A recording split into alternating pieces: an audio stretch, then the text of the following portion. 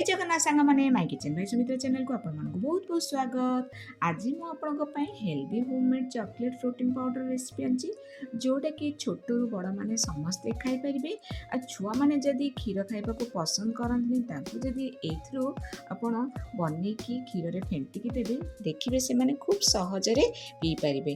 ताले चलतु यार रेसिपी जाना पूर्व वीडियो को स्किप न कर लास्ट पर्यटन देखूँ जहाँफल आप रेसिपी बहुत भल भाव बुझीपारे। जदि भिडियोटी भल लगे निहाती लाइक करेंगे सांगसाथी रिलेटिव मान को शेयर करेंगे। जदि चैनल के पर्यटन सब्सक्राइब करना सब्सक्राइब करदे सब्सक्राइब बटन पाखे छोट बेल आइकन को प्रेस करदे जहाँद्वारा मोर सब नया वीडियो नोटिफिकेशन आपे सर्वप्रथम पहुँच पार।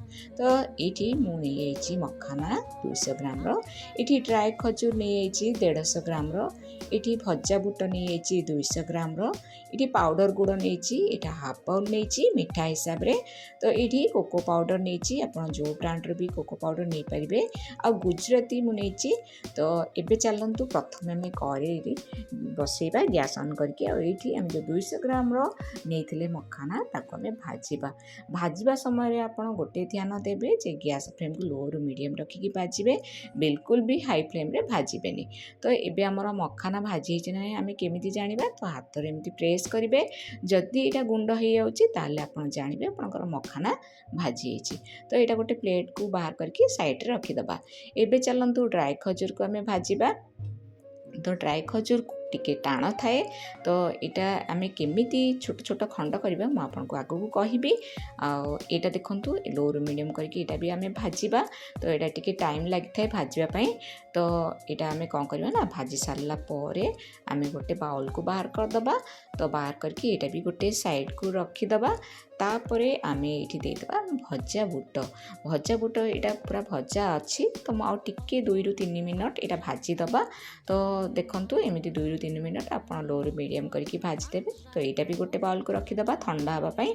एबे जो आम ड्राई खजूर को भाजी थे यहाँ टिके ठंडा है आप कौन करेंगे हाथ में एमती माने छोट छोट खंड करें मंजीरा बाहर करने ना नहीं। आप हेमदस्ता अच्छी आप पाखे ना जी माने छोट पत्थर अच्छी आपमती माने छेचिकी एमती छोट छोट खंड करें मंजी बाहर करें।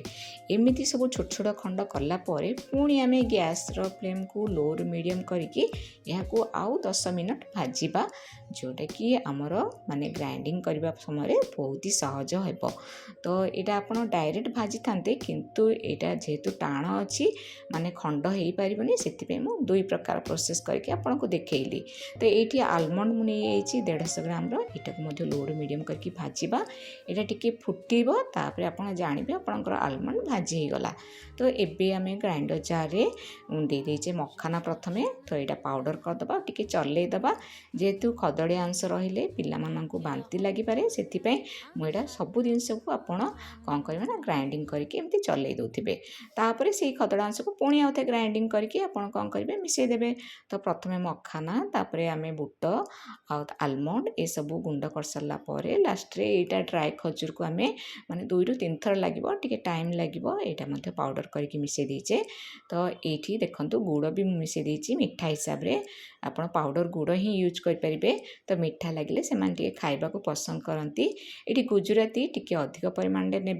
तो यही चूनारू ही मिसेकी टी ग्राइंडिंग कर देती जोटा कि आमर गुजराती सहज हम ग्राइंडिंग करने।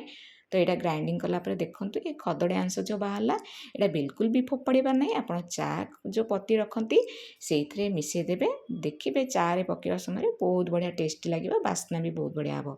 तो ये आम कौन करवा ना एमती हाथ में भल भाव में मिसईदबा जमीक आमर सब जिनस गुड़ाक मिसीज गुड़ जमी टी माने पाउडर गुड़ माने टेढ़ा टेढ़ा हो थाए से भी मिसीज।